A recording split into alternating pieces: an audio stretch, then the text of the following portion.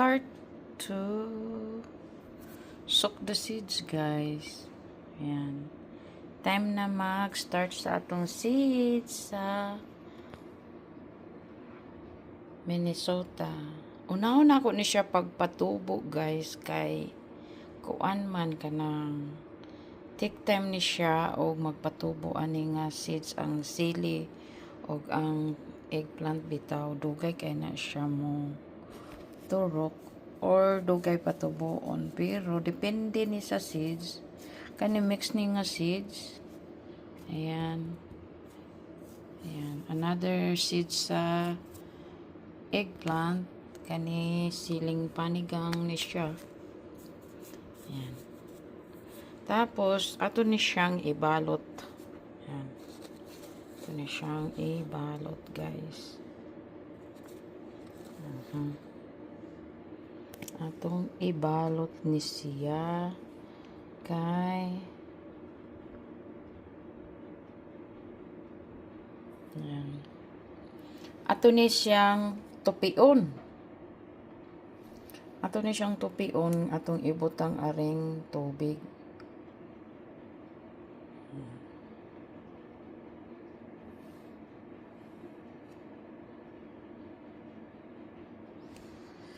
Naon ra ni siya.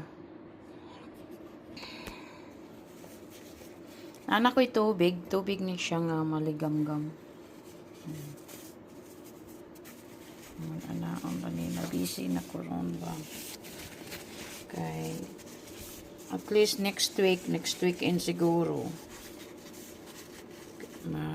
kuha na ako ni siya na transfer sa seedling tree.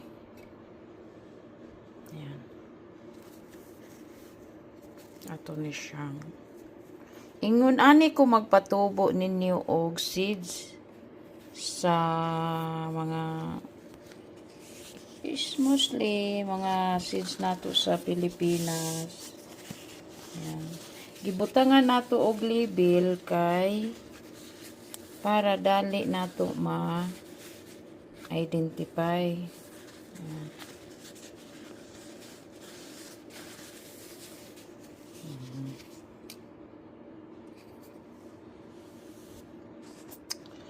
Talong gyapon ni or eggplant, guys. Asian eggplant. Ingon ani ra ko magpatubo, ibabad na ko ni siya good for 24 hours. Kani ugma ato ni siyang i-remove na pod.